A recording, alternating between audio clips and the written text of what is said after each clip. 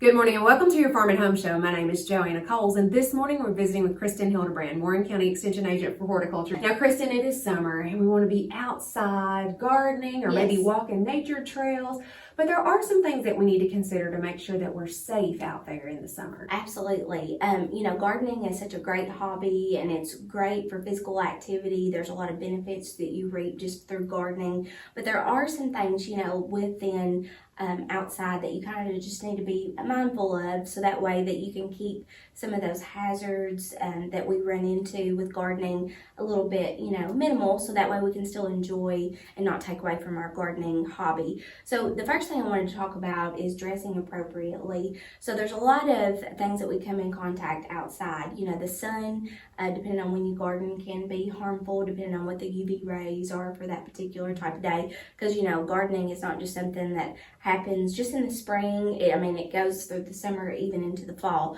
I like to wear long pants and a long shirt, so that way that I'm not being exposed to like different things outside, because it seems like I always get some kind of bug bite or something on my legs, and you never know within that area what might happen. So definitely for sun protection, wear some clothing that might have some SPF into it. If you're going to be outside, we recommend you wear like a wide brimmed hat. Baseball caps are okay, but the thing about those is that they expose your ears to the sun a lot more, and not a lot of people will actually put sunscreen on those areas. So a wide brim hat that's going to cover your full face and also your neck, so that way that you won't have any sun that will get back to those areas. So make sure that you do that.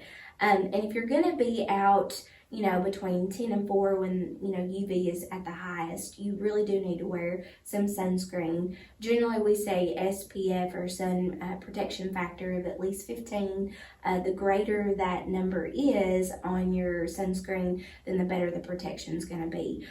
So you can kind of look for that. If you've got small children around, you probably want to have something a little bit stronger for them. But you definitely need to look and make sure that you're reapplying. Some of them may say sweat proof, but it's good to reapply it after so many hours. And you can kind of look to your manufacturer's labeled about reapplication. And get a friend or somebody that can put it on those areas of your back, or something like that you can't often reach. So definitely look for sunscreen. Also, if you're using some machinery, some type of equipment, even when you're using the lawnmower around your garden areas, it's really good to even think about earplugs or ear protection. I know that there's noise canceling devices that even play music and things like that. So definitely have those available to you that fit, over those type of areas, so that way, because if you're yelling at somebody and when you're at an arm's length, you've had some noise damage.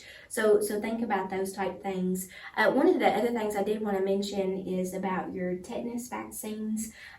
Generally, gardeners come in contact with a lot of the soil, and we have sharp objects, whether it be, thorns or even with our gardening tools. So it's really important to make sure that you've got your tetanus vaccines up to date. And usually for adults, we recommend that every 10 years. So if you're not, if you've forgotten if you've gotten that shot, just check with your healthcare provider to make sure that's up to date, because that is definitely something, if you've got any cuts around your hands and things like that, that could potentially be not very good for your health. And make sure you've got gloves on. Everybody kind of has a certain type or brand that they like the most. You definitely want to make sure you have gloves on.